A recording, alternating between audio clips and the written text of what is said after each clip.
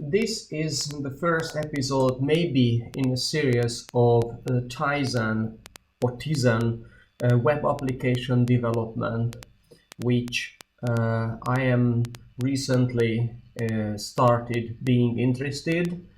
And then the motivation is that I love smartwatches. I have an Apple Watch. I have a Huawei smartwatch, which is Android Wear OS enabled.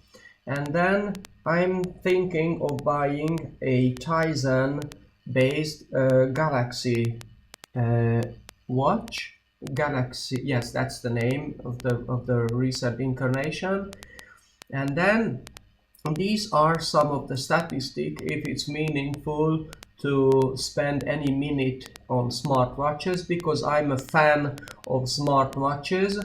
So therefore I had a look, and then definitely Apple is the star in this arena. However, Samsung sold 2 million devices, smartwatches, and last year third quarter. So I guess we have today minimum 10 millions of Samsung. The application I am developing are absolutely not for everyday people. My applications are business applications for warehousing, manufacturing, so all of these things.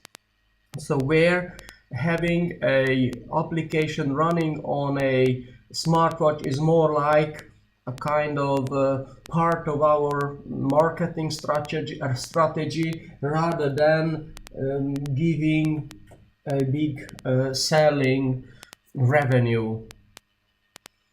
So what is again very interesting, that my Huawei watch, smartwatch 2, was an Android Wear OS enabled phone, but you cannot see any Android on the top 3. Possibly there are some of them in the others section, so but we don't know. So all the first 3 are non-Android. Apple has its own Swift-based technology where your application should be written in Swift, which is a very nice language but not easy to learn. Samsung and Fitbit both has their own operating system. Samsung is the Tizen or Tizen operating system, and Fitbit has its also own operating system. Samsung never was member of the Android arena on their smartwatches. You know, I'm talking only about smartwatches. Fitbit also neither. And today Huawei also dropped Android Wear OS. So my guess is Google's Android Wear OS is practically dead today, and I cannot see any bright future. But this video is not for that. So we are looking around, and what I noticed that Apple has, of course, has its own proprietary technology, but Samsung and Fitbit, and we also have Huawei has its own operating system for watches, and Kai OS is also another new star for the low-end mobile phone business. All of them support web applications, a kind of JavaScript based application development on their smartwatches, unlike Android and Apple. So what is the point here is that when you develop a Tizen web application on your Samsung, more or less that same application can be also run on any other mobile devices. So here where simple business applications, its simplistic user interface, so simple use cases is fine for your application requirements, then building with this strategy is completely fine. So this is practically the whole motivation behind. And then one of the reason I started working, I'm a fan of React. I think the recent version of React with the hooks and TypeScript integration is brilliant and excellent. Today, no one really wants to program in plain JavaScript, at least not for business application. For private projects, no problem, but for business application, TypeScript and React combo is as excellent. I think this is the best, far better than any other. It's simple, elegant. And then this project and this video is about how and if it's possible to connect React with Tizen. So I looked around and I didn't find too much projects on GitHub. One, practically the only one which is really worth mentioning was this React Tizen watch made by Ronald van Leuven, if I pronounce properly, possibly he's a Dutch or a Belgian guy. And then this application where he built his user interface using the Tizen advanced user interface CSS library on his Samsung Gear application. So this is where I learned quite a lot, but definitely I made a number of things differently. So I started my own project yesterday night, and then this is what I had here.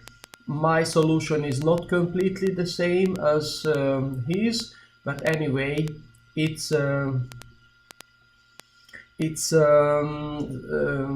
worth talking about a bit. I wrote a couple of ideas, motivation, getting started, steps which I created, and here I'm making a presentation on this video how I actually build this application, not step by step, but just explaining the status as it is today. Maybe later I'm going to spend some more time on a more tutorial style. This is not really a tutorial, it's just an introduction and a demonstration what can be done, what in one day of one late night effort. So the first is that I love Visual Studio Code. And then, of course, I am using Visual Studio Code for this project. Fortunately,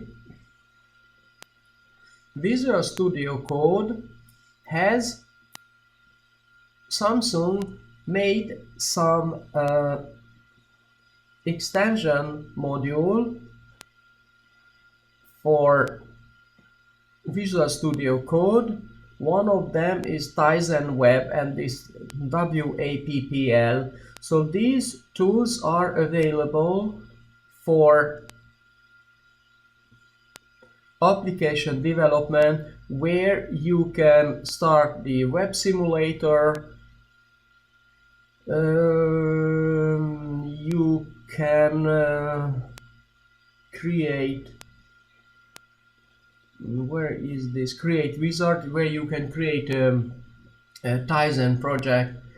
And of course, because my approach is to combine React with this Tizen, the Tizen Studio and these tool sets, this Tizen web tool sets doesn't support out of the box React, so they are more like a traditional JavaScript CSS style of simplistic programming.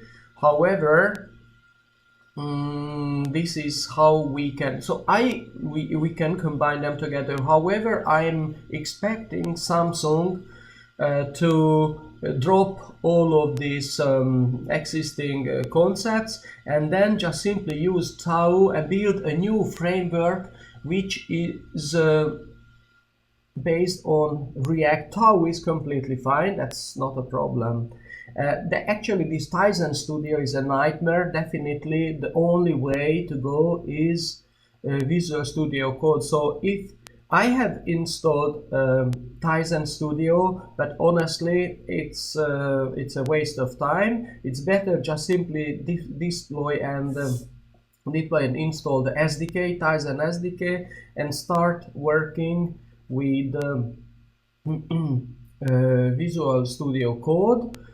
The only reason to work with Visual Tizen Studio is when you really want to debug your application on the emulator or directly on the device. Unfortunately, today this is only possible with the Tizen Studio. At least I didn't find a way to do that. So that is, however, that doesn't support at all this React. So unfortunately, you have to decide up until now that if you ever want to use Tizen Studio, then you should start using it for debugging and then forget about everything. However, when you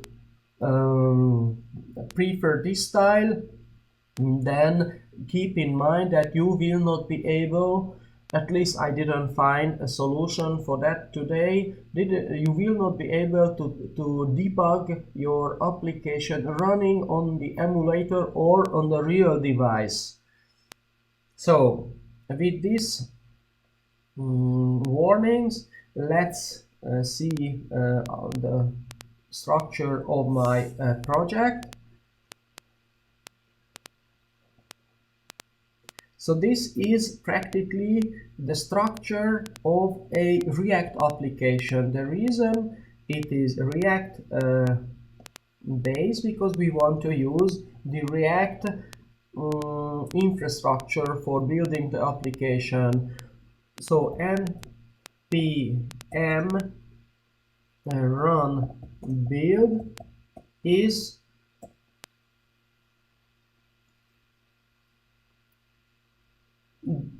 a way, actually this is the preferred way to build the application, and then it should follow the architecture. However, let's have a look at the public. I copied, so the way I did it, I created a project with Tizen, actually with Tizen Studio, but then later I dropped Tizen Studio completely, and then from that project I moved the GS folder under the public folder of this is a typical in React. I initialized this project with create React app. So this is the structure applied with create React app, and also I include this lib where you have all of the CSS files from the Tau framework. And I also, okay, that's all. And then the index, this was the original HTML. I didn't touch it from created by create React app. However, I just simply renamed it to index underscore React, and I kept the HTML created by Tizen Studio, or actually the same is created by this Visual Studio Code Tizen extension too. And the only thing I created here, I even kept the ID main unlike the root, and because in the src folder the index tsx is this is where I changed from the root to main, because now this whole React virtual DOM is pumped into this element in the HTML page. So this is the ID. I could have changed it to something different, but then I kept the Tizen way main. And then what I did, I have here actually the application. Today this is just a starter.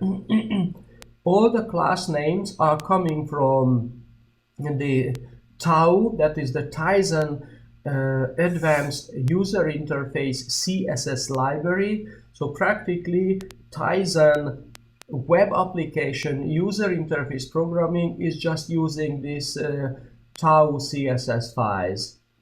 Actually, the approach from Ronald was that he simply used two CSS files from Tau, and that was all. The rest was just regular React in his style. Mine was a bit different, but basically even my approach is that the gist is really just to use these Tau user interface elements, which are optimized for mobile and smartwatch application, and actually you will see how it works. So that was the application. And gitignore was interesting. Some of the parts are just regular React. However, for Tizen, I excluded the sign and WGT. This is the widget which is actually deployed over to the application. A big problem for Tizen Studio is the existence of node modules. You know, this node modules has hundreds of JavaScript modules, and then when Tizen Studio starts, it tries to compile them. So that's why these node modules are cannot be used that way. So the Tizen Studio is at the moment is unusable when you have a project like this one. So keep in mind. And then what is interesting, this config.xml. This config.xml is coming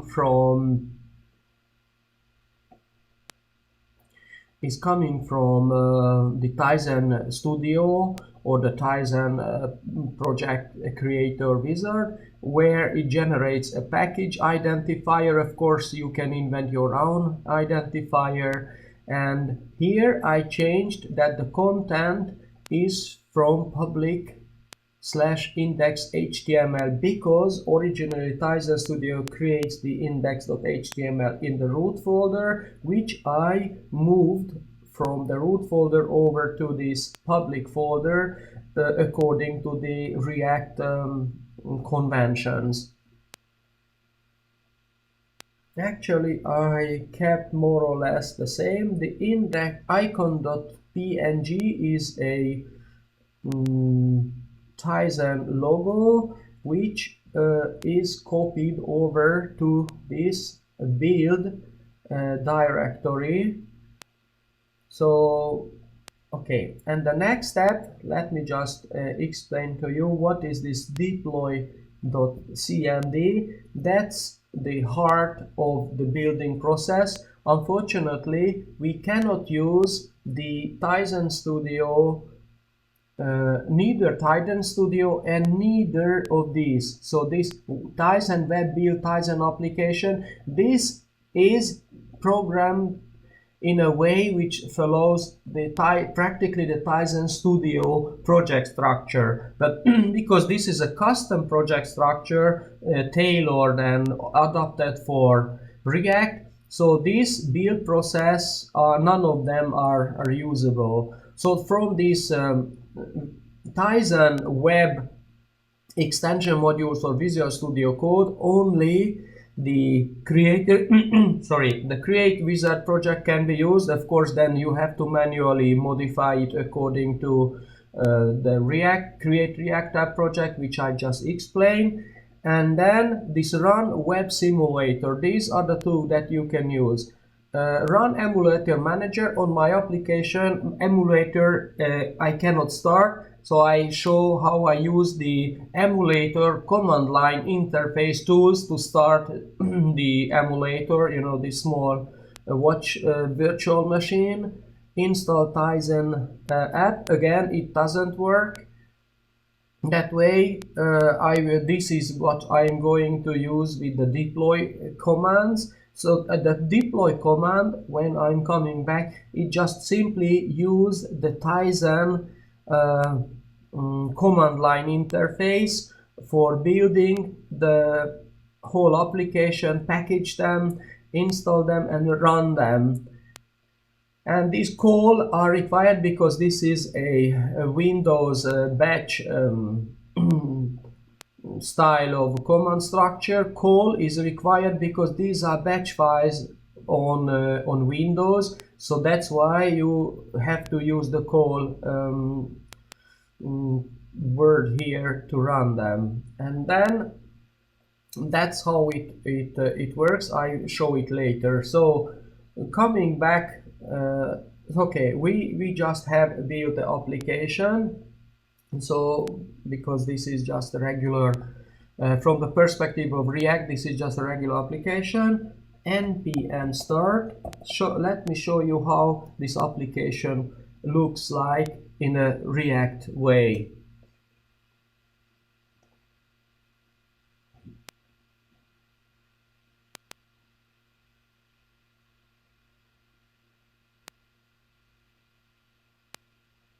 Starts the development server as usual, starts it on a local host on the port number 3000, and then it loads the application into the Google browser, Google Chrome browser, and then from this point on you can start debugging and testing your Tau-based application as usual.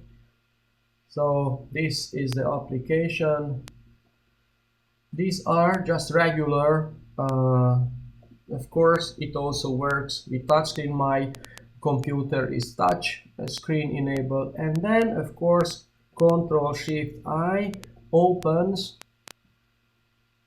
the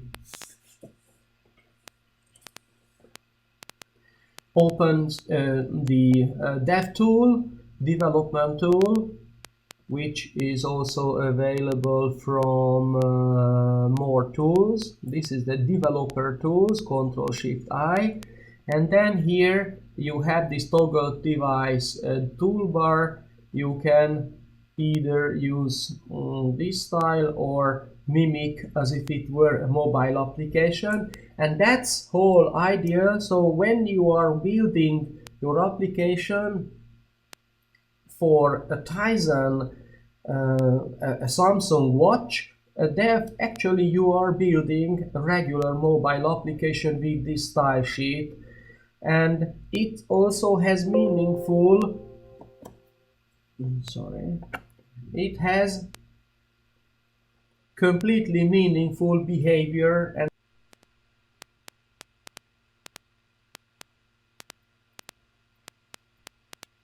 no, flashback is still recording. Excellent. So let's hope it works completely fine, but you never know. No, it's changed to USB.